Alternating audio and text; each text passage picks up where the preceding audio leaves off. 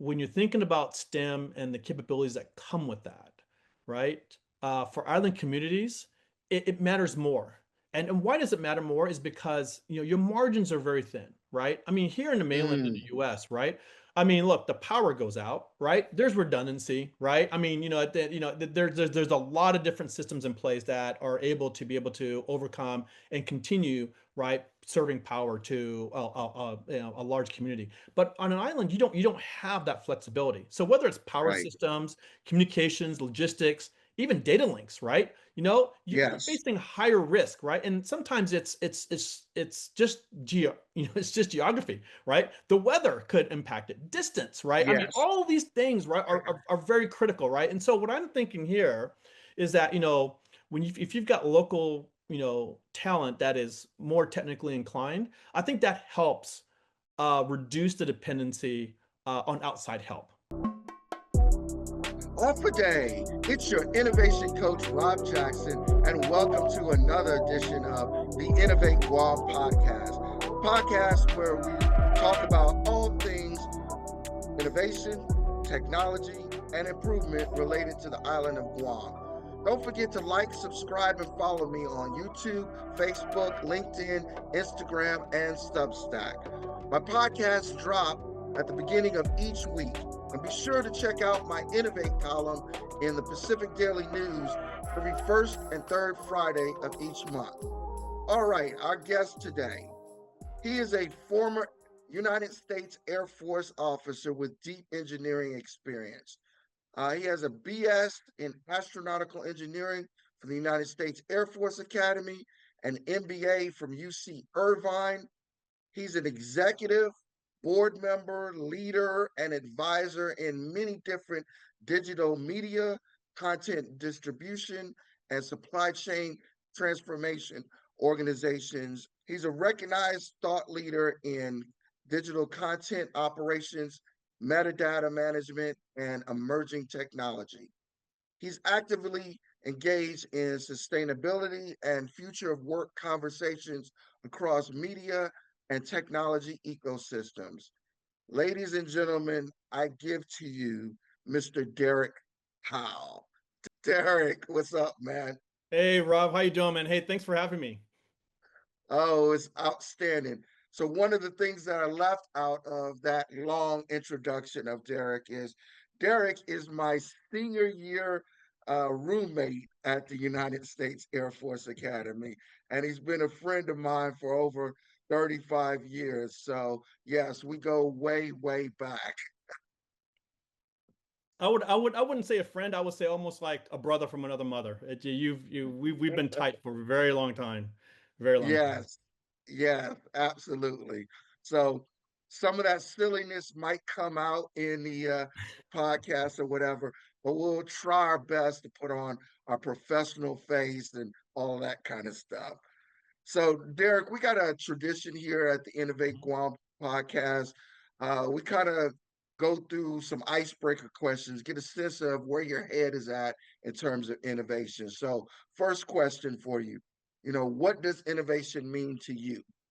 Okay, no, that's a great question. Some of these definitions, I know you've had these podcasts for a while, so they may seem repetitive, but hopefully you get the message across. But for me, innovation is all about solving problems. And, for me, I love solving problems, and in this case here, it's more about solving problems in a way that create value, not only Mm, at a particular point in time, but at scale, right? So, mm, it starts with understanding pain points people face day in and day out. And that could be, personal life or work. But I think innovation succeeds when solutions fit real needs.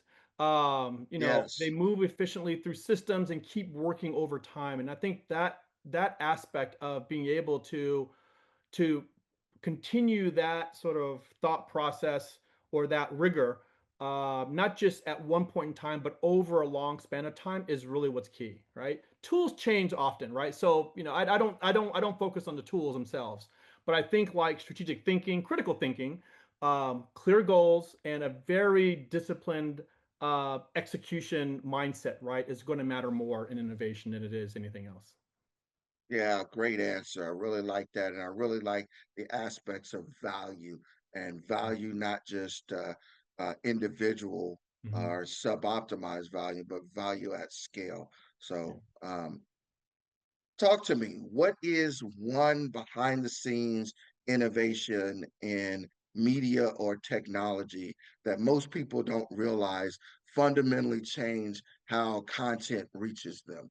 Oh, this is a very interesting question because I spent nearly 25 years in media and entertainment, and so whether that's inside the film studios or in a consulting firm, right, advising Yeah. players that are across the ecosystem. But I would say one of the major behind the scenes innovation that really sort of gets me going is around metadata, but not just about the metadata itself, but it's the automation associated with it. So let me just take a step back and sort of define what metadata is.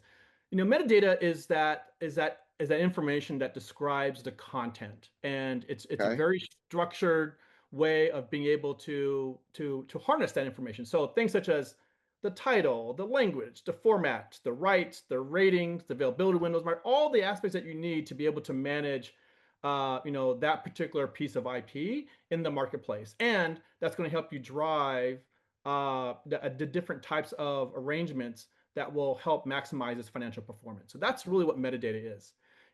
These streaming platforms you're hearing today, they rely on metadata to determine where that content goes, right? So who sees it? When does access begin and ends, right? So we experience this whenever we're subscribing to a particular platform, and we know that a particular title is going to be coming soon, or perhaps leaving that platform over a period of time. All that's inside the metadata. But when metadata works, viewers will press play and the content appears instantly, right? I mean, that's how the interaction is between Yes. you as a moviegoer or a fan of content, right, engaging in that perspective piece of IP. But when it fails, right, sometimes that content disappears, sometimes it plays incorrectly, sometimes it actually violates contracts. We've seen that happen, Mm. more or less than not. But most people will never see the metadata, but yet everyone's digital experience depends on it. And I think that particular innovation that you don't see is more or less taken for granted day in and day out. Yeah, yeah, that's a great piece of behind the scenes peek at Mhm. technology. And that's the reason why we have you on this podcast. You truly are a pioneer in the space of digital content management, distribution, and what we know as digital supply chain. A true pioneer in that. So, wonderful to have your perspective in, how this works and the behind the scenes technology and stuff. So tell Mhm. me about what your favorite piece of content that you enjoy and what unseen technological miracle Mhm. made that experience possible. Yeah, you know what? I had to break this up into like several different buckets because I don't have a favorite piece of content, right? So I'll break it up and respond it to it this way. One is that I enjoy the live streaming of sports because that's really Mm. hard to do, right? I mean, it's one thing to be able to broadcast, through traditional means, right, in terms of seeing it on a television, right, through satellite distribution and whatnot. But when you're Hold talking on, about, Derek, before you go. You say it's harder. I would have thought that live streaming sports content would be easier than traditional yeah, um, you got to live look at streaming. it, depending on how that content is distributed, right? Sometimes it's, a lot of times you're streaming content over the internet, and we know that the internet sometimes, there's constraints related to the internet, bandwidth, right? You may get that buffering, right? You could be watching, the same respective match, but on two different channels, but you have like a 5 second delay between the two, right? So Yeah. it's very very difficult, and live streaming in terms of being able to manage latency is the number one challenge around that, right? Because timing and reliability of all the various components of getting that respective signal from that arena or from that venue to your device is got to work perfectly, right? And I'll talk a little bit more about like the mindset around that. But with that though, right, with live streaming, right, you're thinking behind the scenes, right? Video, you gotta compress it, right? And there's a science to that, and we can get into that a little bit later. but also data moves faster, right? When you're dealing with live stream content. You have CDNs or content delivery networks, right? Hmm. That will drive the architecture so that you have, some video that is closer to viewers, right? To reduce that latency or delays in that. Sometimes you've got right systems that are looking at where you physically, right, location wise, and do you have rights to stream that respective content based upon where you are? So, Rob, if you're in Guam and you've got specific rights and a subscription to be able to watch a certain content while in Guam, that may not translate very well when you're going into Japan, right? So, there's different ways of being able to sort of, manage a lot of those complexities, particularly with live streaming, right? Because, that is perishable content at the end of the day. The other part that I wanted to focus on was with filmmakers. And you know what? One of my all-time favorites is Christopher Nolan. I've been a fan of his since Memento, Dark Knight. all the way through Dark Knight, all the way through his latest, feature, which is Oppenheimer, which is, I think, Yeah. still very well done. I mean, when I was watching Inception, right, the different types of ways of which he had to be able to create those environments for us to be able to see, right? Some of that had to Mm. be built, right, just specifically for that project. But then, you know, no asset goes monetized, and so you start to see the reuse of those assets sometimes in other movies or other television shows, depending on who's directing and how they want to be able to convey that respective part of the script. I But yeah, never thought about that, Derek. That yeah. that there's reuse in all of that work that's done for visual effects and stuff like that.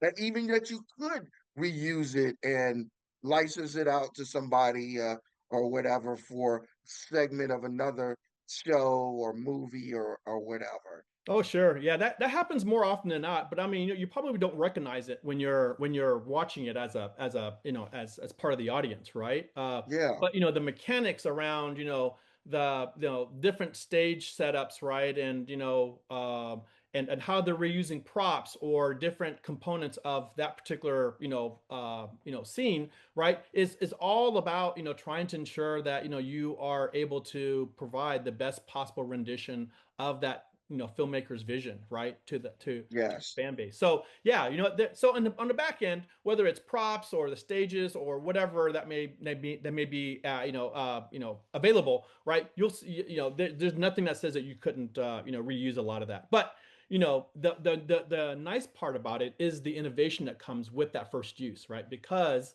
you look at folks like Zack Snyder, and James Cameron, right, who've been able to really do some very innovative things, of which filmmaking was hard, right? Filming underwater is not easy, right? Trying to meld together live action with perhaps some very complex visual effects is not very easy. So you've got to be able to have consistent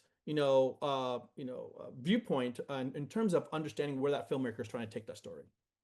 Innovation leaders, it's your innovation coach, Rob Jackson here. Are you ready to elevate your vehicle fleet operations? Fleet Solutions is an AI-enabled fleet management system. Fleet Solutions provides real-time video, smart analytics, and total efficiency.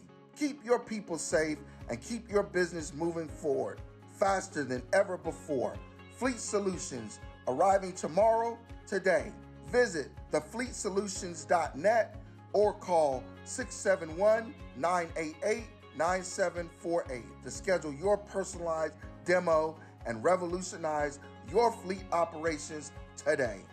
All right, so we have you here picking your brain about all things digital content, digital content management and distribution and stuff, recognizing your role as a true pioneer Mhm. in that space. But you started out in a completely different area. Let's go back to the beginning. Let's go back to the Air Force Academy and stuff. You were an astronautical engineering major, literally a rocket scientist. So tell me about that. What made you want to go into astronautical engineering to begin with in such a deeply technical field? And then, we'll talk about how you made later on about how you made your shift, but why astronautical engineering? What drew you to that? Yeah, I know that's a that's funny because a lot of people ask me the same question when they find out that I've worked on launch vehicles and satellite systems. But what this really started when I was a kid, and I was always enamored with astronomy. My favorite planet is Saturn, right, with 200 plus moons. And at the time, when I was growing up, right, it was really about trying to understand some of the space exploration efforts. Yeah. Voyager was in the late 70s, right? And then you had the space shuttle program, right? So there's a lot of moving parts as it related to what's happening in space. So I knew I wanted to do something in space. Now, why astronautical engineering? I think there's a couple of intrinsic reasons that a lot of it doesn't make sense. Coming into the academy, I knew I wanted to do engineering, but wasn't exactly sure, and I wanted to talk to a couple people just to make sure I've got my bearing straight and that this was the right path. But there's always a lot of bias and influence from upperclassmen, right? So, oh, you want to be an engineer? Okay, well, good luck with that, right? So I kind of took it as a challenge, saying, look, you know what?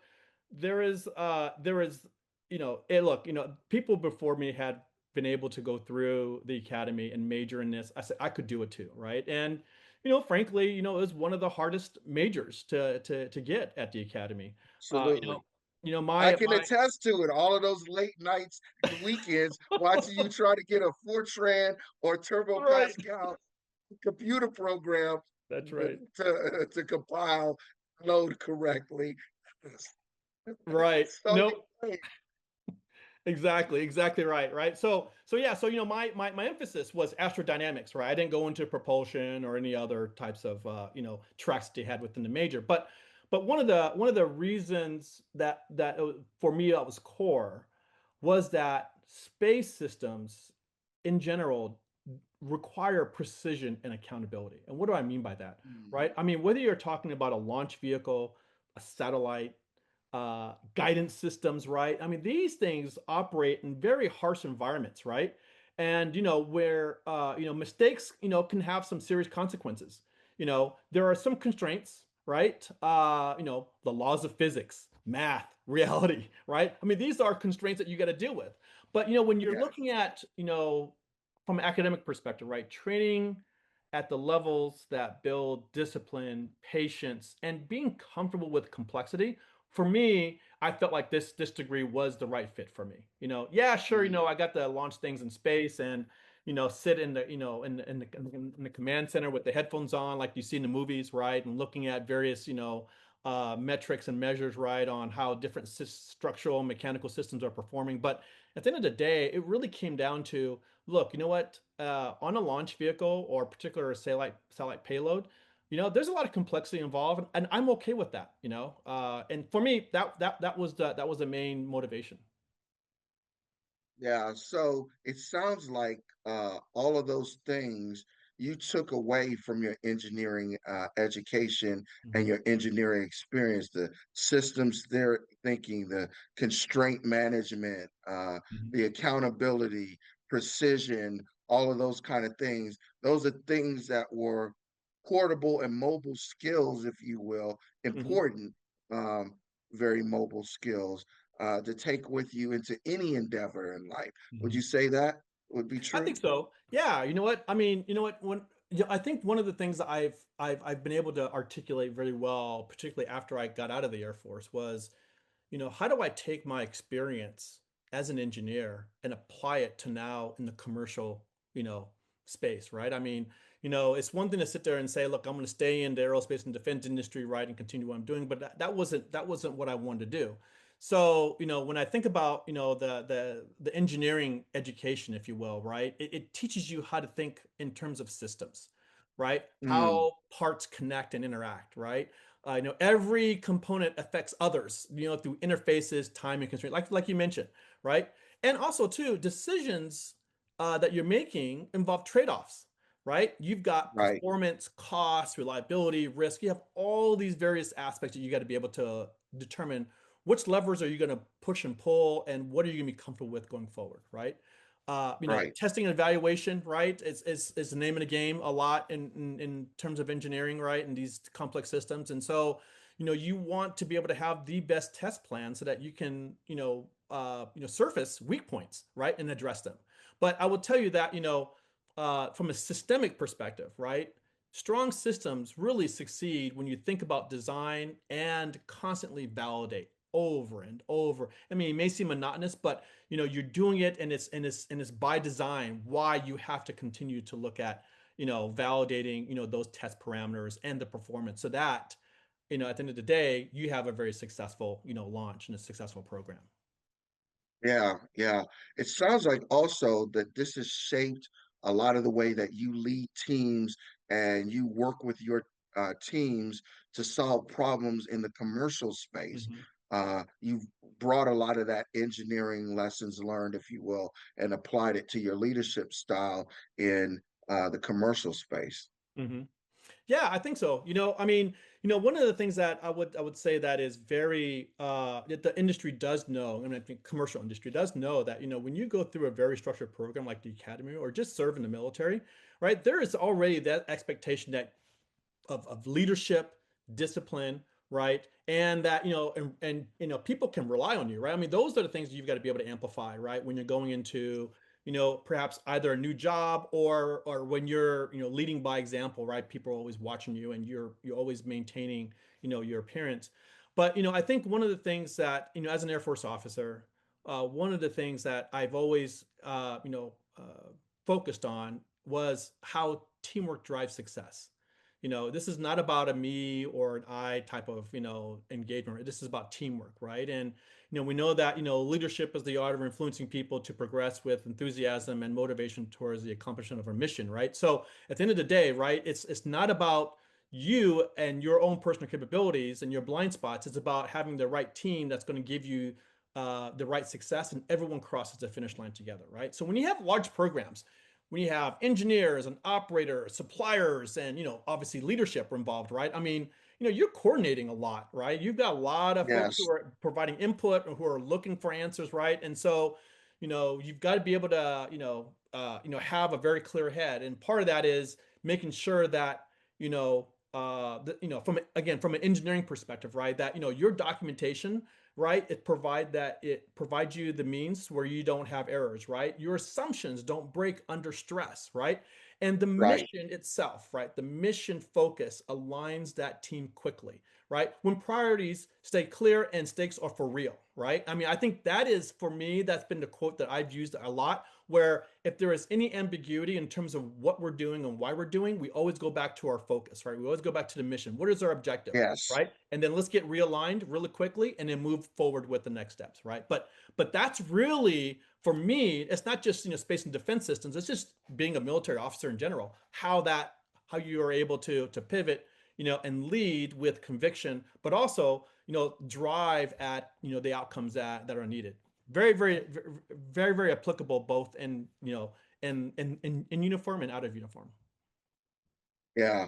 So let's bring this home to kind of Guam. Like Okay. Guam is getting more attention, more part of the conversation Hmm. because of its geography and its strategic importance here in the theater. So technology, workforce development, Hmm. um, STEM capabilities on Hmm. island in order to help project global power in this theater um, in support of national security objectives. Talk to me about how we can apply some of those STEM uh, thinking and Hmm. lessons learned and why it matters in a small island Yeah. community like Guam. Yeah, no, I had to give this a lot of thought, Rob, because I have not, other than for vacation, have not really experienced, right, operationally what it takes to be able to run, right, systems and operations at a smaller, footprint, like like an island community. But just thinking through it a little bit, right, the one of the things I sort of realized here is that when you're thinking about STEM and the capabilities that come with that, right? For island communities, it matters more. And why does it matter more? Is because your margins are very thin, right? I mean, here in the mainland of Mm, the U.S., right?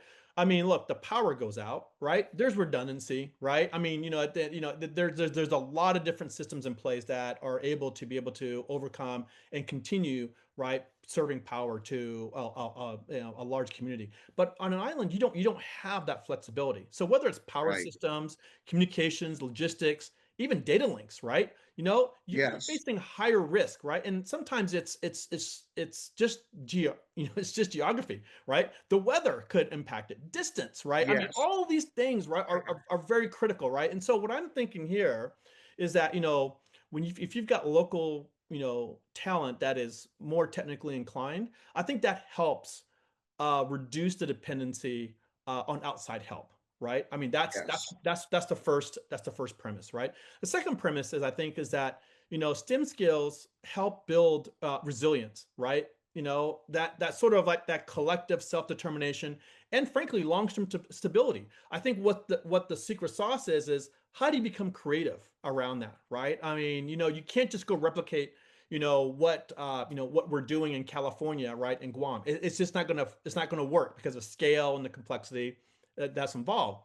But it doesn't mean that the constraints, or perhaps the way of thinking outside of the box, per se, right? To use a cliche, that doesn't apply in this case, right? There's different ways of how Guam, as an island community, can come up with very innovative but yet non-conventional ways that would not work here in mainland US, but will work very well in an island community. And I think that Right. layer of creativity, right, of just trying to critically think through that problem and come up with very interesting ideas, I think is where that secret sauce is going to help drive a lot of the innovation that you've been talking about in your podcast here over the past several months.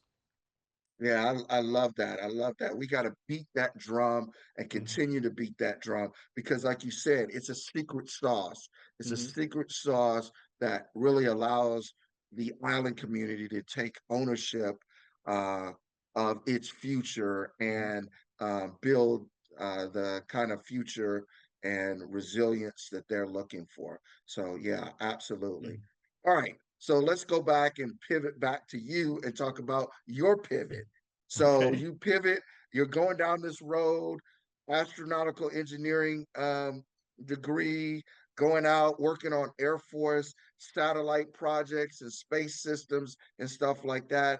And now you do a hard pivot into business strategy, supply chain, and then eventually um, media, media, digital content, digital supply chain kind of management. Talk us through why the pivot, how you came to the pivot, and kind of where it took you. Yeah, so towards the end of my commitment, I went and pursued my MBA, and one of the things I worked on while getting my MBA was, how am I going to explain, you know, being a rocket scientist and now going into the business world, right? It's not very intuitive, right, around like what that really means. And so I spent a lot of time thinking through it, and when you think about the kind of work I did on launch vehicle systems, first, they're very complex systems. Businesses are complex, right? You've got different functional units, right? You've got some back end, HR, finance, IT, right? And then you also have like your frontline, functional areas, operations, marketing, sales, finance. I mean, you have a lot of these different, teams that are all working together to help drive a certain outcome. And so I tried to connect the dots there around, like, managing a launch vehicle is similar to managing a business, right? In terms of, you can't just make a decision in isolation, right? One small change is going to change other aspects of how other groups are going to, are going to need to pivot. And so that complexity around making a small little change in one area may have ripple effects in other areas. For me, that complexity I was comfortable with, right? When I was going through, the major, and then obviously with the experience I had, in the military. But here's where I think, um, when I was in and looking at these different defense contractors, right? I saw, strong engineering efforts were struggling because they didn't have a strong strategy, right? Decisions about funding and timing and partners and priorities, right? I mean, these things are going to shape the outcomes for a very long time, right? Well before engineers begin their work, right? So, that upfront work for me was really, imperative. And then also too, right? I mean, I think strategy sort of sets the conditions, right, for success or failure, right? There are some there are some things that you have to believe, right, in terms of the direction of where the requirements are going to be headed, right? And then also moving upstream sort of gave me sort of a more of a bird's eye view, right? So allowed me to have broader impact, right? Not just further downstream as an engineer, right? And now I'm just executing, right? Being further upstream says, hey, look, you know what? If we can shape this Mm, particular initiative in such a way, right? That's going to have impact across multiple work streams, not just structural mechanical systems, right? It's going to have impact on avionics. It's going to have impact on first stage and third stage, first, second, and third stage propulsion systems, right? It's going to have impact in terms of how we integrate payloads, right? I mean, being at that forefront and having that that foundational experience for me was really what said, hey, you know what, business strategy excuse me, business strategy is the right area for me.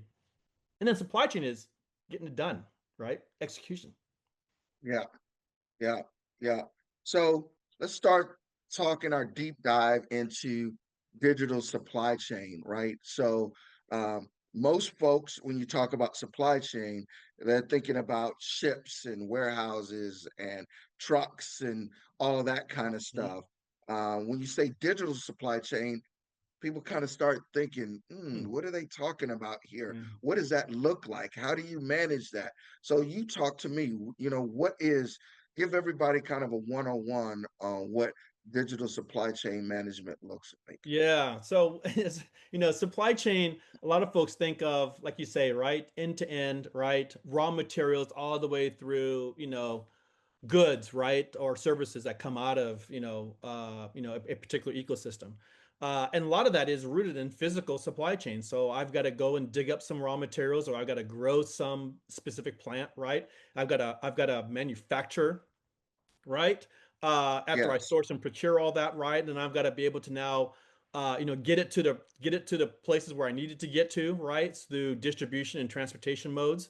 And then, finally, there's the whole payment cycle, right, that comes after that, right? So, when we think about supply chain, right, it's very easy to sit there and say, whether it's a T-shirt or whether it's an electronic device, right? Supply chain sort of is a little more intuitive there. But when we think about digital supply chain, right, you have to think about there's a couple different tracks around digital supply chain. One is around digital files, right? And so you think about the content that we're watching on our devices today. There is an entire sourcing, procurement, quote unquote, production or manufacturing aspect to it and distribution in order for that content to get to your device.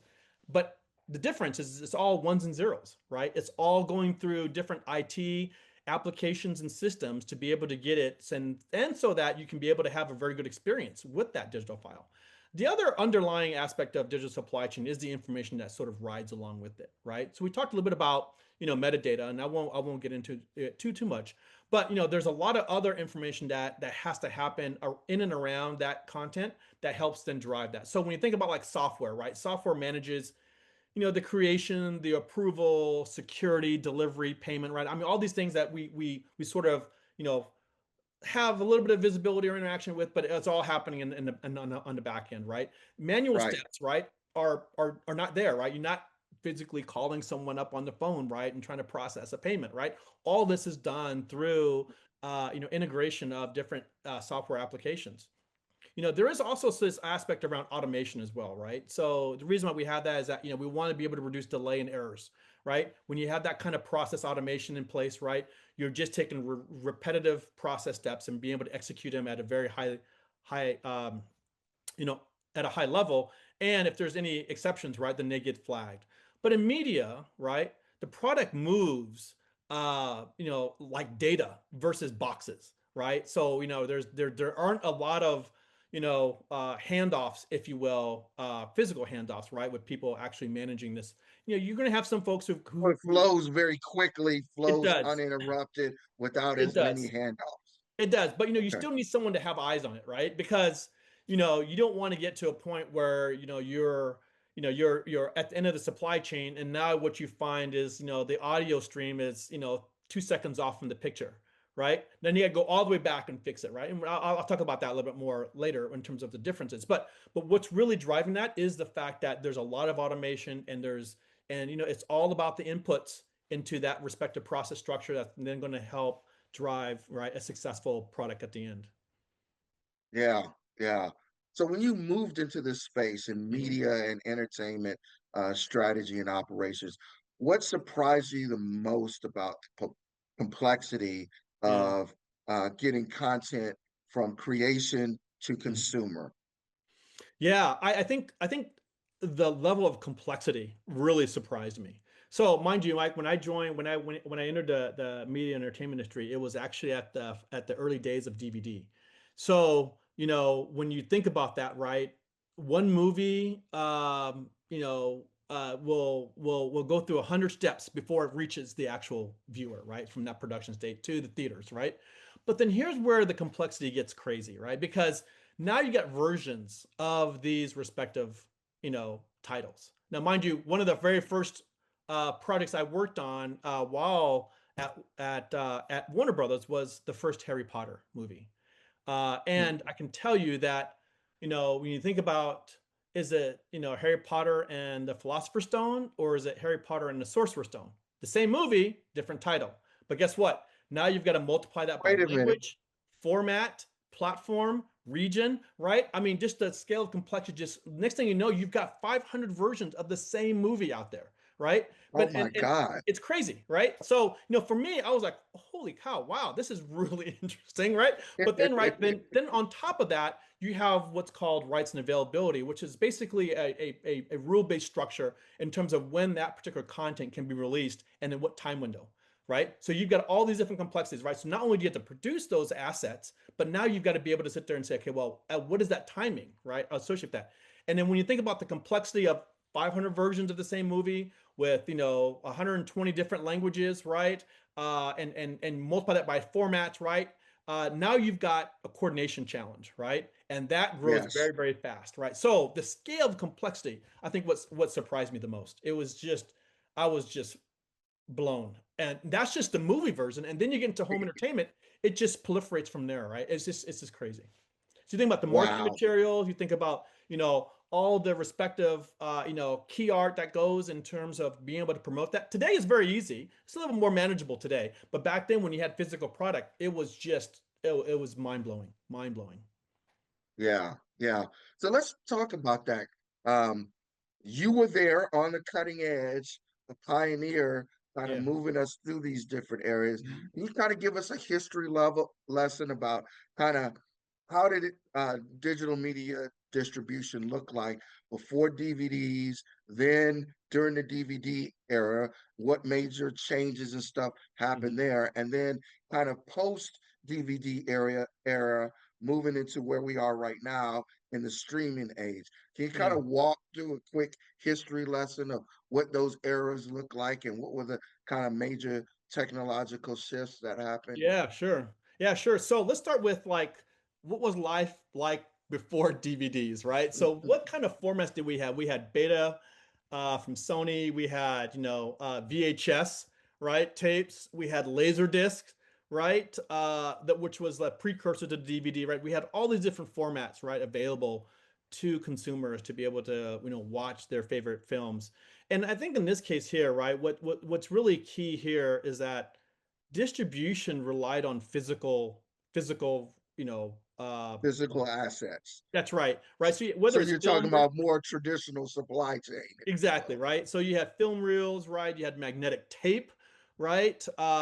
Shipping, right? Took time and cost money, right? Copies wore out, so you had to replenish them, right? Inventory was limited, and then release dates and schedules were slow and regional, right? So you had all these various, dynamics, before the days of DVD, right? That really sort of drove what I call this term availability, right? So in other words, Rob, back in the day, right, you did not control what you watched. The film studios controlled what you watch, right? Whether that was a recent new release in the movie theaters or was something from the back catalogs, they would determine when that content would be available to you as a consumer to be able to watch again.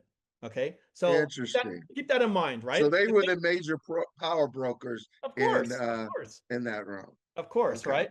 So then, so we get away from like the physical aspect, right? Now we get into DVD. Now DVD was a very, very interesting, format because, you had the proliferation of the CD for music, right? And the thought was is like how can you compress video down to a point where it looks and feels like a CD, music CD, right? So DVDs then introduced this idea of digital masters, right? So instead of having the physical film reels, now you've got these digital masters that provided better quality and durability, right? You're not subject to someone cutting the tape right off of your VHS, Right. right? In this case here, you've got something very durable that you can be able to put into a player and it's going to play continuously, right?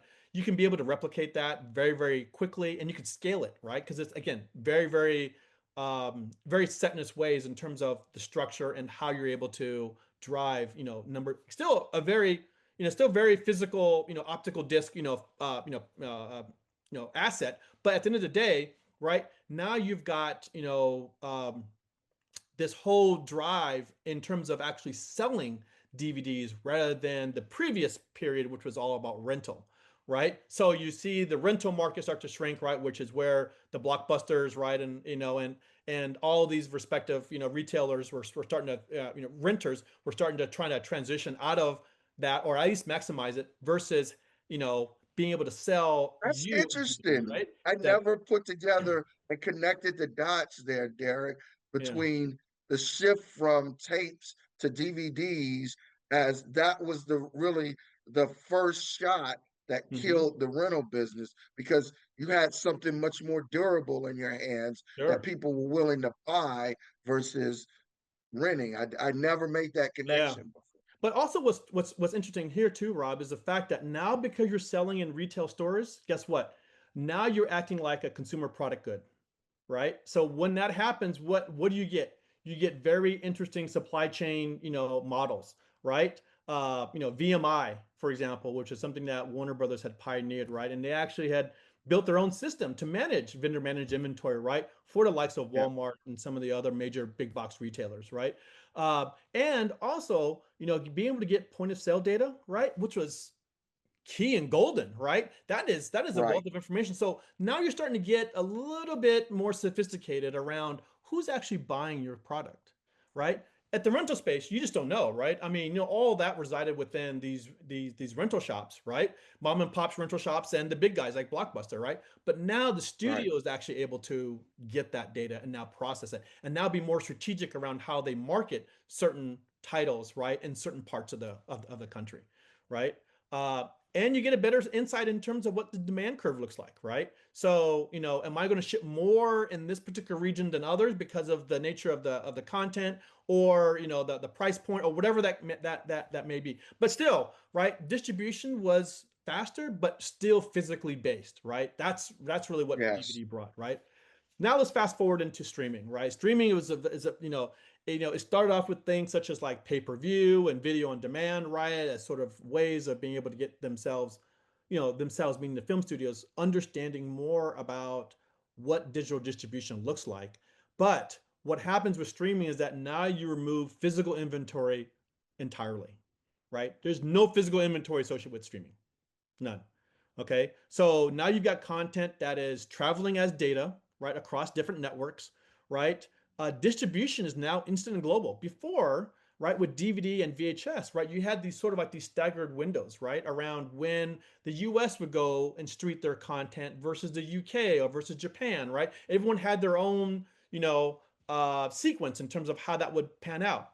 Today, now it's what we call day and date. Everyone gets the content on the Mm, same day and date, right? Going forward, right? That's a game changer, right? Not only is it a game changer in terms of a particular streamer being able to do that, but now everyone on the planet can now have access. Now, there's probably still some of that, I'm gonna, and that may be driven by, local country, regulatory restrictions and that kind of thing. But Right.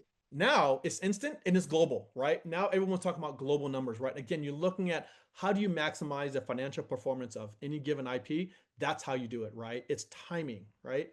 So now, data, right? You now, as a streamer, you've got this platform that you built yourself, right?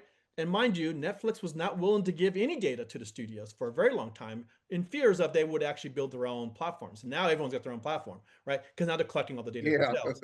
But now we're looking at uh you know the shift from, say, the pre-DVD and the DVD days around ownership is no longer. Now it's access, right? Hey, do you have access to Paramount Plus? Hey, do you have access to HBO Max, right? If you have access to those, then you have access to that digital content, right? I don't have to own it, right? But having access, having that quote unquote library card to go in there and say, hey, look, I can go into this platform and watch whatever content is available for me that I want to watch, right? So ownership rights and IP become really huge in this Exactly. era. Exactly. So, it's no longer about, hey, Rob, come look at my DVD collection I've got here. No, it's not about that anymore, right? Because, at the end of the day, you can only watch one movie at a time. But the sense of ownership now says, hey, look, I don't have to own all that physical inventory, right, in my home. I can now just stream it on my television, right? And be able to have, unencumbered access, right, to that content, right? Again, through subscriptions and whatever means. Yeah, yeah. So in your view, what were the biggest step change breakthroughs that enable Yeah. this streaming to scale? Yeah, there's a lot, Rob. There's a lot of different types of innovations and components. But I think one of the things that's consistent here is that not one particular player in the ecosystem is driving innovation. Everyone's driving innovation, right? So you think about, Mm, I mentioned earlier about video compression, right? So video compression, reduces the file of the size of the file, but without compromising, right, quality, right, when you play back, right? So video compression in terms of its algorithms is very, very important, right? Broadband expanded access, right? So being able to get fiber and stronger and better connectivity, right? Between yes, the the consumers and the content libraries, right, that are there. Cloud platforms, right, supported growth, right, in this area, not just in terms of the number of platforms, but just the number that types of content out there. I mean, if you look at the recent Deloitte media trends report, I mean, it's very interesting to learn that there are thousands of different types of streaming platforms, right? Whether it's music or audio or video or whatever it may be. There's a ton of them, right? It's not just yes. about the big guys, right? And so there's all kinds of niche, platforms out there, but it supported the growth of that sort of thing. Metadata I talked about earlier. I think in this case here really drove organizing content. Right systems, right? You used to have like more of this sort of laissez-faire in the past, right? Or the challenge was how do you enforce it? Now you can be able to enforce it through a technology solution. CDNs, right? CDNs are very important because they improve speed and reliability. I mean, you have all these different, so all these pieces work together, right, to be able to provide, streaming at scale, if you will. What do you think really, in your opinion, matters the most out of all of that list that you went through? What was the biggest and the most important of all? Oh, I still think metadata is a top, right? I mean, Metadata? yeah, I mean, Yeah. cloud and broadband, that's infrastructure, right? Right systems and video compression, right? These are all applications that can be added on, but it's that metadata. And the reason why I say that is because, again, right, it tells you like who owns that content, right? What that content is, right? How it's delivered, right? And any delay, right? Any errors with regards to that metadata, right? It could have consequences, right? It can cause delays, you have legal risk, and you could also lose revenue, right? So, good metadata keeps things going, and bad metadata breaks trust. That's the saying in the industry, So everyone's focused on making sure that you've got the best possible metadata, right, to support, right, the operations that you need for that user experience. Yeah.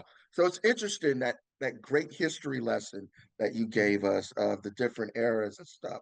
It seems to me like um up until um, the streaming era, Mhm.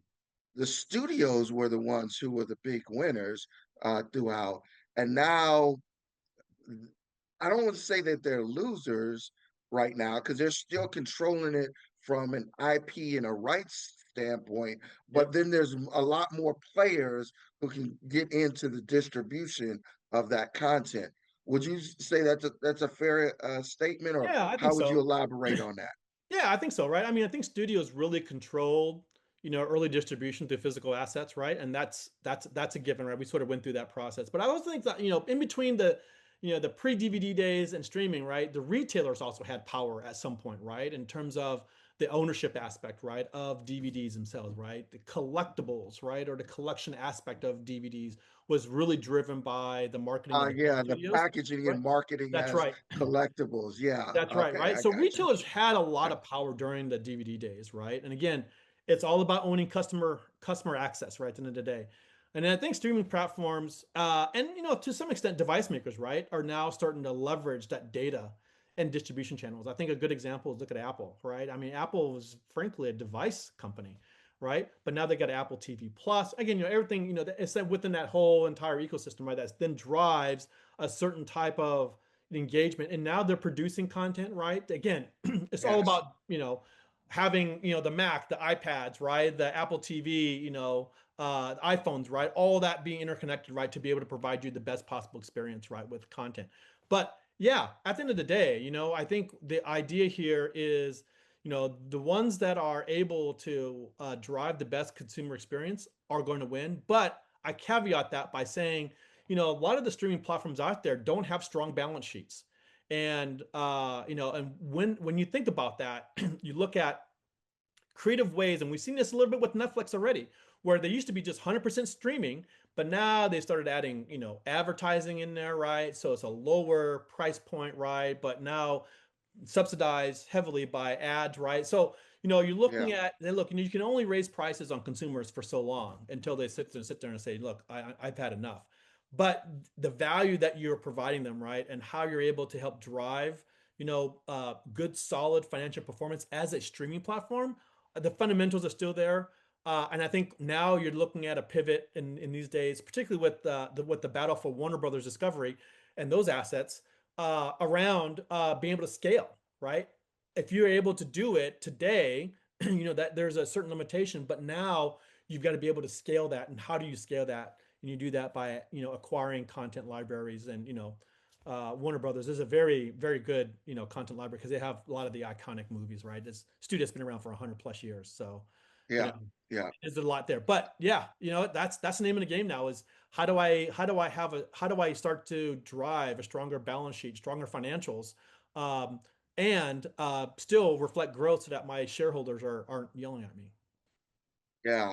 So in terms of winners and losers Mhm. through the transition, through the eras, it seems like in terms of losers, that the cable companies and the cable networks were kind of big losers. Would you agree with that? Yeah, you know what? I mean, they've, traditional broadcast and the cable networks, right, are having a struggle, right? I mean, that part of the industry is legacy, right? There's not much growth in that part. There's also, some consideration in terms of what kind of innovations could be had in and around, broadcasting content, right?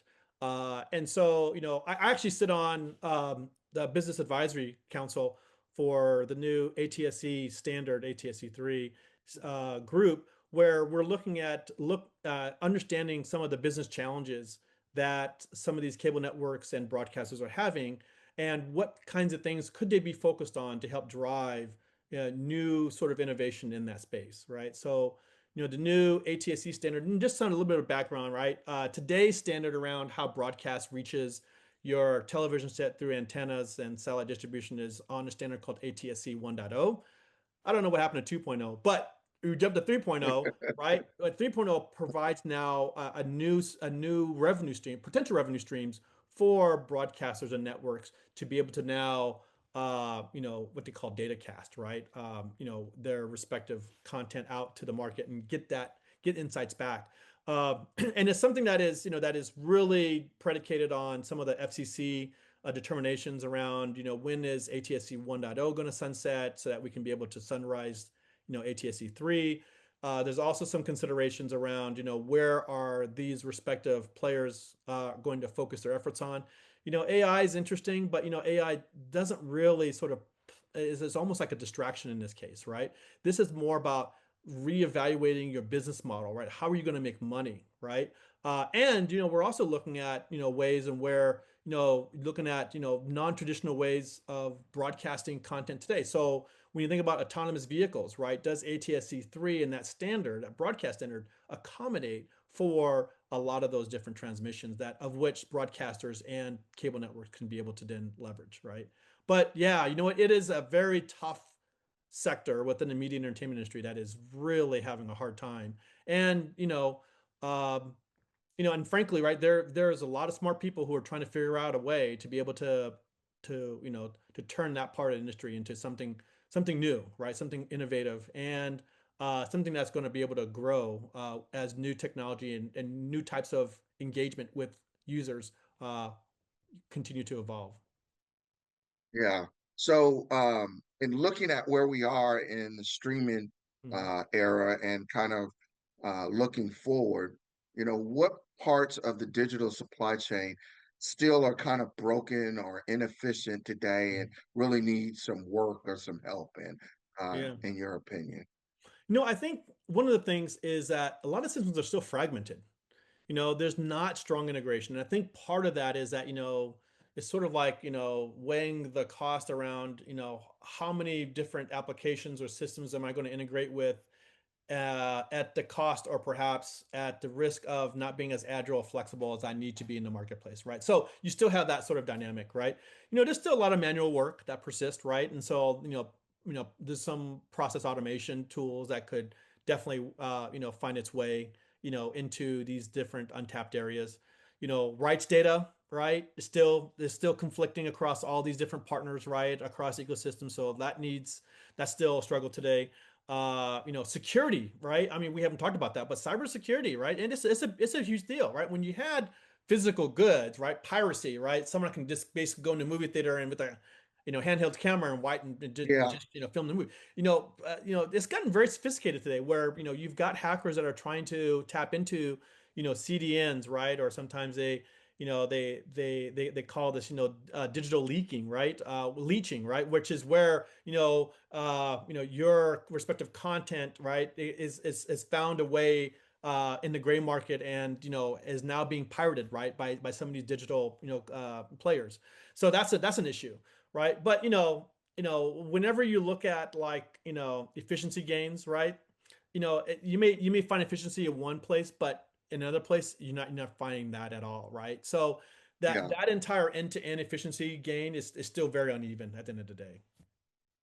But yeah, Okay.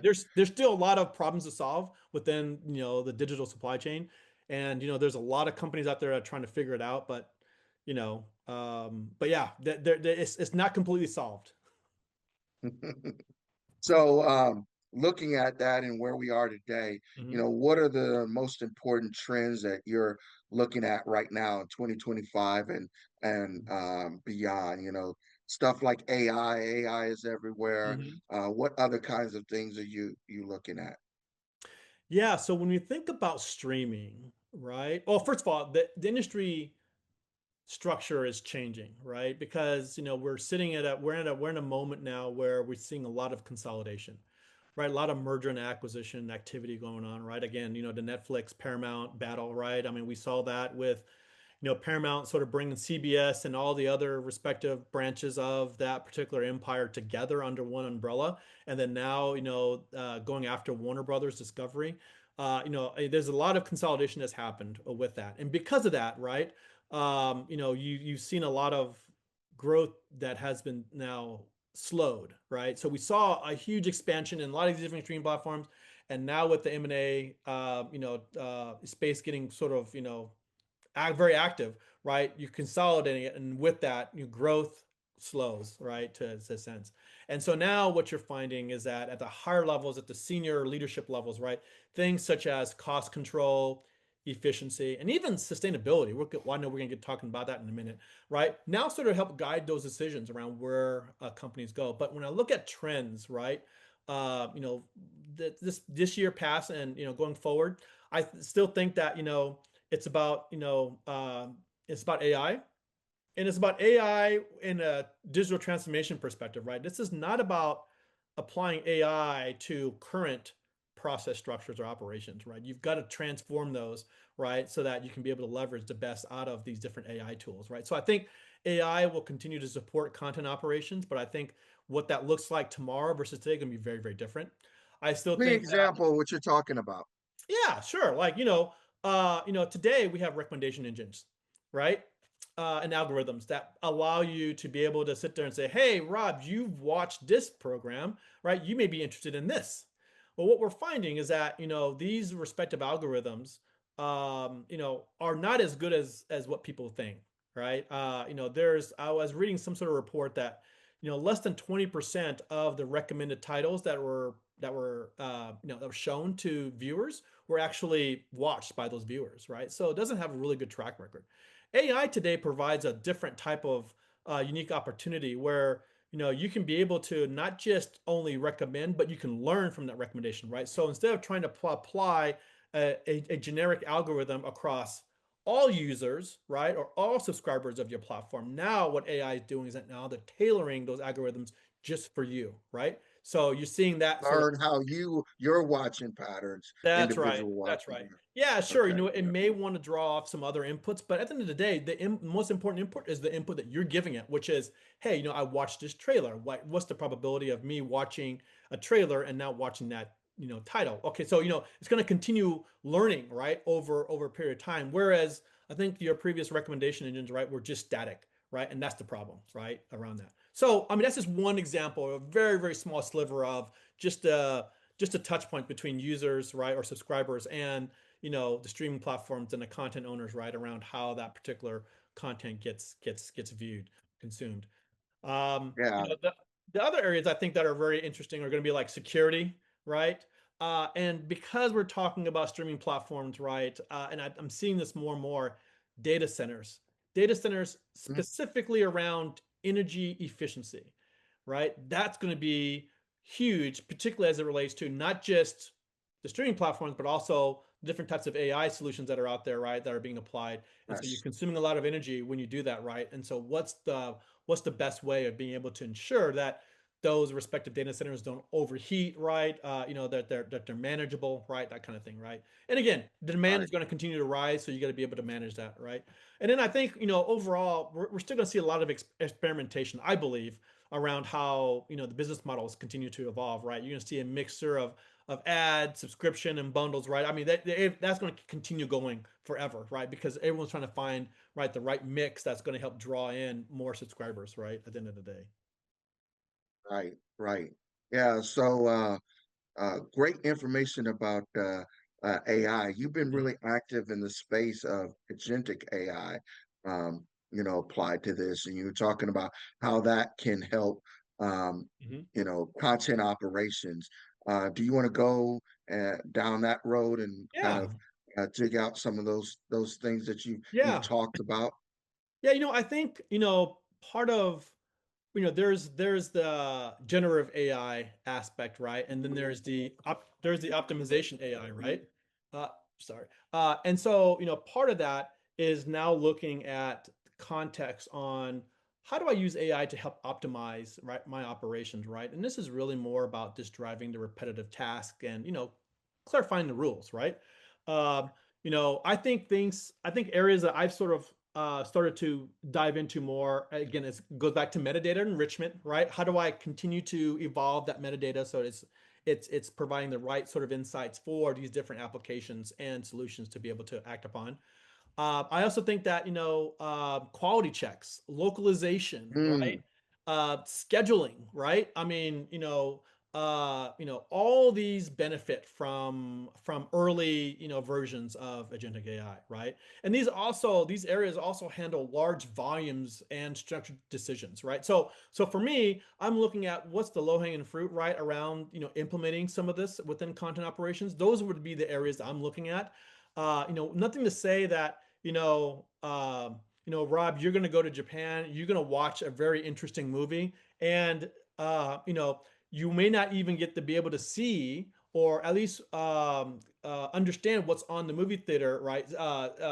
Unless you have some sort of real time, translation or localization that's provided, right? And Yeah. and sometimes that takes time. Again, time is the enemy here, right? So if I want to be able to have broad appeal for a particular piece of content, I've got to be able to find ways to eliminate all the various areas where time is sucking, the life out of my process, right? And because time is money. So if I'm able to provide, right, some sort of AI solution, right, that's going to help allow me to be able to localize that content on the fly, right? Real time, where I don't have to wait months, right, for voice actors or for translations and subtitling to happen. That could be a win too, and that could be good enough, right? That could be good enough for that broad exposure. But again, right, a lot of this is really helping to drive um, that kind of context. I would also mention too, there's a very interesting startup that Will I Am has created, where he's taken um standard let's say standard English, that's lack for a better term, right? And he's been able to localize it with certain types of dialects, right? So, Oh, wow. if you're sitting there saying, hey, look, you know what, if you're talking to Siri or you're talking to Alexa, and you're saying, hey, explain to me this. Well, guess what? What you're going to hear are dialects, say, like from someone, right, from the Bronx, right? Speaking to someone in the Bronx, right, in that dialect, in that tone, right? Versus someone in, South Central LA, right, who's got a very different dialect, different tone, right? But they're all using, right, the same sort of base information to be able to explain and respond to that Uh, question, but using very localized ways and slang to be able to now connect with that particular individual, right? Depending where they are, right? Because Siri and Alexa, right? They're very generic, right? But yeah. hey, what's to say that you've got someone out of Harlem who's trying to understand this, but it's not it's not registering, but you've got to be able to customize it in such a way so that not just the language itself, but the voice also is Yes. reflective of that, right? So, that's a very, very unique a niche use case around what I'm calling localization in this case, right? Around how you're able to take, right, standard, responses or standard dialogue and now uh, continue to work and optimize it for even more localized markets, right? Depending on Yes. where that user is. Yeah. Yeah. That's a great example. Do you have any other examples without getting into like confidential clients, just Mhm. startups or technologies or different companies that are doing creative things like that that you're excited about? Yeah, I mean, it's hard because part of the challenge right now, right, is that we've got this AI bubble, right? So a lot of money's being pumped into everything from data centers to these respective startups, and I can't really name any of them per se, but when I'm looking at things such as like automated music recognition, for example, right? Yeah. If I play like a Shazam on steroids, right? Then being able to apply that as part of a royalty that then goes back to the original artist, right, is very key, right? Today we have the consumer-based app right on our phones and our devices that can be able to help us detect which songs or which music is being played. But now apply that now to like a broadcaster, say like Fox Sports, right? Where they're broadcasting at a particular venue, right? And they're playing music in the background. But guess what? Because you're broadcasting it, you've got to pay that royalty, right? You got to have something that actively listens to these various tracks and can be able to identify that track, and so that the right reporting and the right royalties are then paid out, right?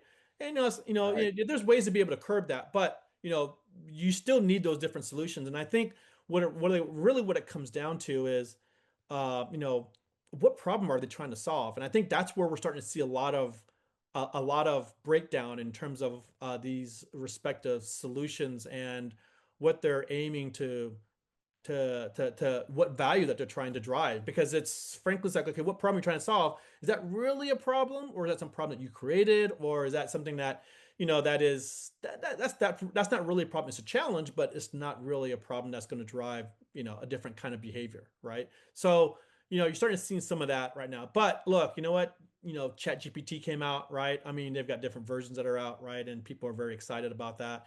You've got a lot of generative ai, right? That It's very interesting. I just recently put on my LinkedIn. I was at the at African American Short Film Festival in LA here over the weekend, and Larry Ulrich, who's a filmmaker and an actor, created a 50-minute short, all done in AI. Now, he had Wow. he admitted, right, it took him about a month and a half, weeknights and weekends, right? So it wasn't full time. He acted every part and used AI to be able to render the characters, but it was actually not bad, right? I mean, the elements of the storytelling, right, and the structure and the script, all that stuff was there, but how he produced it was Yes. very different, right? And I'm not going to blow his thunder, but when you listen to him and how he shares the cost associated with that, it'll just blow your mind. But it's something where you look at this and say, not only are there existing solutions today, but how are people using it, right? And in this case here, it's a very innovative way of being able to leverage what's already out there to now still focus on your craft and what you're passionate about. So there's Yeah. there aren't very I mean, there's so many different players and AI solutions that are out there. Some are operational, some are still smoke and mirrors, right? But at the end of the day, like, a lot of folks are just trying to figure out like how to sort of work with what they already have and experiment with it, and that's the best you can do. Yeah. Yeah. All right. I'm going to ask you to put on your thinking hat and kind of Okay. zoom out for us. Okay. All of this that you've been talking about in the streaming and digital economy, Hmm. what does this mean for Guam and Micronesia? How can Guam and Micronesia kind of get more Hmm. involved in this, be able to participate Hmm. and get some more value out of this economy that's obviously growing and developing, Hmm. etc. Yeah, this is a tough one. I think this is the toughest question, Rob. And part of it, I have to go back to sort of like the collateral benefits of COVID, right? Where you've had a shift now in terms of, a lot of companies have had to adapt on how to manage their businesses, right, with remote workers, right? And so I took that premise and said, what could drive this, right? And so when I look at like the digital economy, right? One, I think it creates opportunities beyond geography, right? So it's remote Yes, services, it's creative production, right? It's yes, localization work, right? Technical support, right? It all fits, right? All these roles, right, fit, sort of like the island talent, if you will. And training, right, is also aligned with like global needs, right? So and that within itself opens doors, right? And so when I think about like particularly the rise of TikTok, right, and the rise of user generated content, there's a lot. In fact, there's a number of folks who are very much I mean, they're very successful. A lot of these users and creators, content creators, are very successful of developing and establishing their brand, right? And their content and just curating that, right? Over and over and over again. I'm looking at a lot of these different personalities on TikTok, and you know what? It doesn't matter if they're based in LA or in Wichita, Kansas, right? Or, in the Caribbean. It doesn't really matter, right? It's their own personal brand and their personality and those attributes, right, that draw people to them, right? And they're trying to tackle something, right? They're trying to tackle something that is very, that's very passionate for them, right? Some of these folks are very politically motivated, right? So they're always like talking about politics.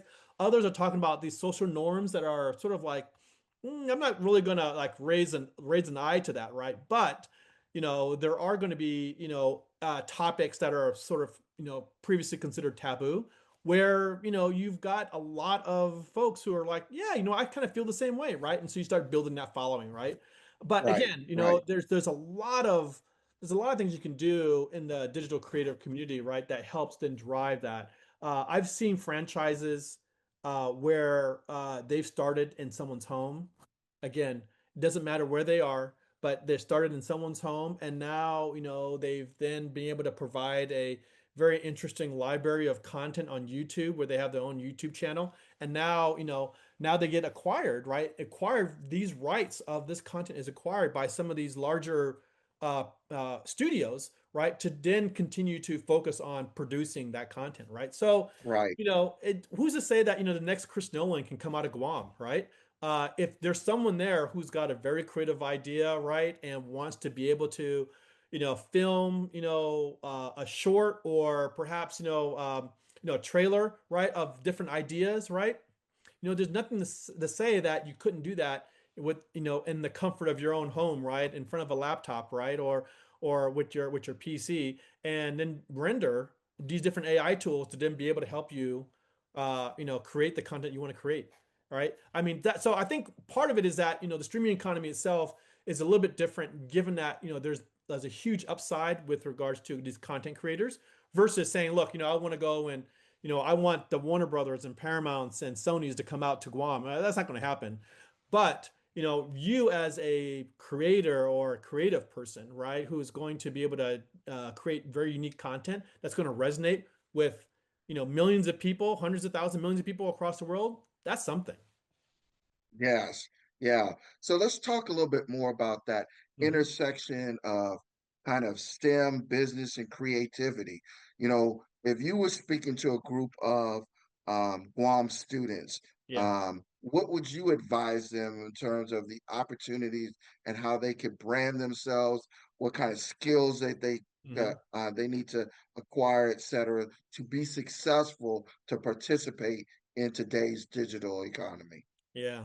So I think part of this, right, is that, I mean, there's, aside from the technical side for a moment, right? I mean, you got to be a good problem solver. Right? That's the first and foremost thing, right? Now I'll get into that a little bit more later, but I think part of what you're asking as well is, let's say, for example, if you're looking at trying to get into like a tech-based sort of, career, right? That may not involve engineering, for example, right? But just in terms of what's really hot out there, right? I mean, I think there's a couple different areas. I think one is, you can get into product management, data analytics, right? Cybersecurity, right?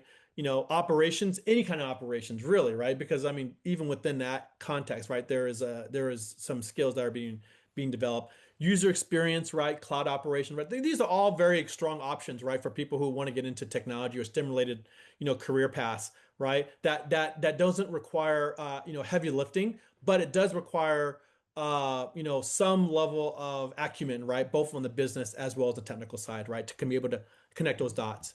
But here's what I would advise, right? Particularly as you're looking at, things that you could do today that was going to help pay off tomorrow, right? And I kind of bundled this into like three different major categories. So bear with me here a little bit, Rob.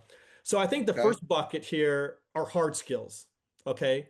These are skills that you as a person will need to be able to execute on, right, in your day-to-day work. So this is the critical thinking, right? This is developing hypotheses. This is the research, whether that's primary or secondary research, analysis, and then the storytelling, right? Now, the funny thing about storytelling is I'm not talking about it from a media entertainment perspective. I'm saying, hey, look, Rob, you know what? If you are a CEO of a company and now you've asked this group of students to kind of go off and solve this problem, right? What you're expecting them to come back with you on is their understanding of the problem, their approach. They're gonna go through the process in terms of what they did, right? And then say, hey, based upon these insights, right? Here are the recommendations we would suggest, right? You want them to tell that story, right? From the very from Yes. the problem statement all the way through the recommendations. And not that you want them to go into minutiae detail, but you've got to be able to hit the high points, right? That then says, Tell a okay, compelling story that's right, right? And sometimes a in lot of an people miss that. interesting way. Yes, you got to sell it, right? That's part of the that's Yes. part of the process, right? But I mean, you got it's also it's more art, right, than science, right? To be able to sit there and say, "Hey, look, I know, Rob is sort of wired this way, so he's going to want to focus more on this area versus this, right?" And you're going to be able to sort of like figure out really quick in terms of how and where you're going to emphasize your parts of the conversation that then gives you, Rob, the confidence that their recommendations are defensible, right? That's really what the Yeah. storytelling piece there is, right? So I lump all those different things as hard skills. Okay, so that's bucket number one. The second skills I call soft skills, right? And these are things that you have to, as a person, would have to work on in terms of getting the right number of reps, right, or cycles, what I could call them. Right?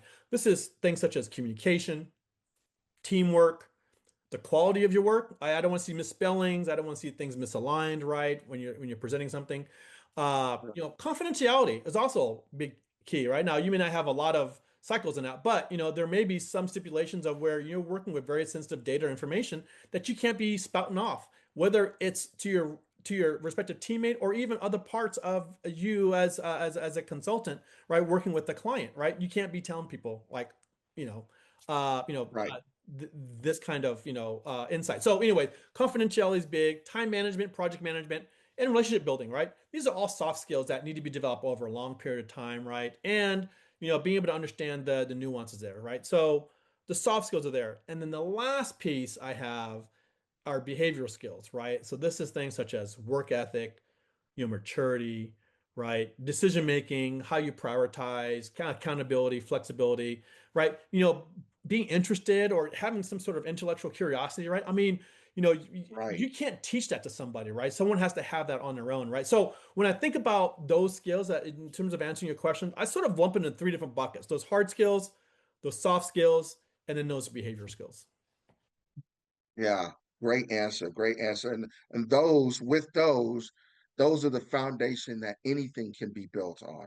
That's Any right. kind of successful career, any kind of successful endeavor. So I really like the way that you phrase Yeah. that. Yeah. But I would also Okay. add Rob here on this a real thing, this other words of advice, right? For those who are listening, right? So I would say work on real projects. If you're in school, work on real projects as much as you can. I mean, for me, it helped me out when I was in grad school to work with actual companies on real problems that they were having.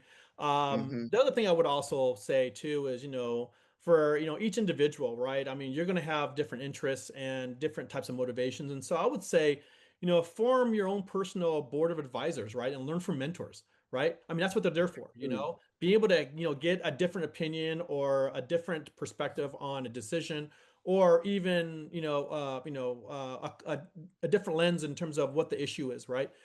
Having this personal board of advisors is very important.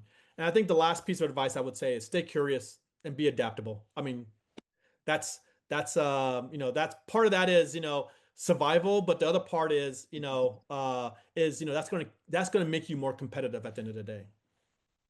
Yeah, yeah, that's great advice for young people and young professionals out there today. All right, let's shift gears and talk a little bit about sustainability. Okay. Um, you spent some time thinking about sustainability and long-term systems resilience. Mhm. You've actually taken active roles in policy making out there in California and stuff with sustainability, as well as advising and consulting Mhm. roles to individual um, companies. So you definitely have uh, an an expertise and a skill set in that. Um, you know, how do you personally see and define sustainability, and why do you think it's important? How would you basically present the value and the reason for being a sustainability to somebody who's not, steeped in that?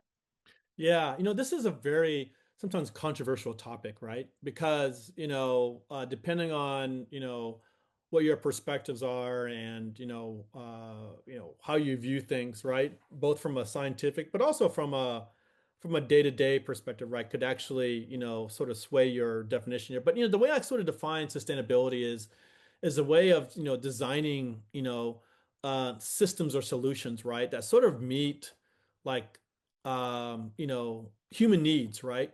While staying within sort of like environmental limits, right? So what does that mean? Right? I mean, I'm thinking that things such as like energy, water, materials, waste, right? All that matters, right, at the end of the day. And it does have some supply chain implications too. I mean, one of the things that I've been looking at specifically is, this concept around circular supply chains, right, for local communities, right? So, how you're able to take a lot of what I just mentioned, right, and localize it so that it doesn't have to travel, you know, an hour outside of city center, right, to be able to get processed, right, and to be able to realize. So, are there low cost options, for example, to be able to reuse and recycle, like cardboard boxes, for example, right? I mean, you know, um, I have to believe that there's a way. It's just the economics, right? Sort of getting in the way of all that. So that's where innovation needs to come in terms of help define like what are those viable, products that could come out of that process, but and then continue to build upon that as a portfolio, right? But I think the goal is to sort of like reduce, environmental harm, right? At the end of the day, Yes. right? You wanna, and I think, look, let's not kid ourselves, right? I mean, there's been some damage done, right, to the environment. And so part of, I think, sustainability is sort of like how do you think through on restoring that balance, right? We've got to But protect how do you the present it? How do you present it in a way that you don't come off as a tree hugger? How do you make somebody who's business minded or yeah. a policymaker who's faced with these, very real constraints get on board with the idea of the concept of sustainability? Yeah, I mean, part of this too is that, this is more about investing in our future generations, right? You start there. Where I've had very good success is looking at it from a more technical and perhaps business lens, right? Is there a business opportunity, right, where, we could be more efficient about, these different types of resources? And you try to water down a little bit, right? The tone in terms of being like you mentioned, like a tree hugger, right? That environmental piece, right? But you're presenting solutions that are perhaps biased in the sense that there is a definite benefit to the environment, right? And sometimes you almost have to sidestep that. Say, oh, by the way, a collateral benefit is that it helps the environment, right? So you don't lead off with that, knowing that if you're going to walk into an environment or a situation or conversation where that's going to be contentious, right? You're trying to go in there with some very interesting solutions, and maybe that little bit of collateral benefit around the environment is enough to win them over, right? It's like, yeah, okay, I get it, right? I mean, there is, again, there's a lot of different opinions out there around what that looks like, right? But if there's a way to be able to think through on what makes sense, and look, and there's a way to be able to monetize that for local communities, then I think you'll find more acceptance, right? But again, this is a more of an art than a science in terms of how you're able to structure that conversation and be able to present it in such a way so that it's not like in their face, but it is one of the major benefits or tenets, right? That's really helped driving that solution set and why you're pushing that solution set. Yeah. Are you familiar with Guam's Green Growth Initiative? You know what? I had heard of it, but uh, I'm not 100% keen to what the details are. Yeah, so Dr. Austin Shelton out of University of Guam Mhm. runs the Center for Island Sustainability, and he very much is passionate about this, but he looks at it through an innovation lens. It's really innovation and circular economy. Mhm. Yes, it's based on the UN's 14 or Mhm. 16, whatever Right. points and stuff like that. But it's the reality of living on a small island where 90 some percent of everything that you get is imported to you. You've Hmm. got to think in terms of the circular economy, and you've Right. got to think about how to drive innovation Hmm. for your future, for your Hmm. economy. You're going to have to think about how do I get more innovative about Yeah. doing this, because I can't just be a consumer and an importer of everything. Um, the future of the island can't just depend on that. I need to Mhm. innovate in a way that I can create circular economies as part of this. So um, it's an easier sell Mhm. in this context here on the island of Guam and throughout the islands of Micronesia because they're faced with that reality. Even, Mhm. what do you do with your waste? Because it gets to a point of you only have so much land That's that right. you have to fill a landfill. And if you're creating all of this waste and you're running out of land, now you're paying, Mhm. a reverse Right. logistics chain to get rid of your waste and stuff like that. So you got to be very innovative about how you do that and how you implement policies and stuff.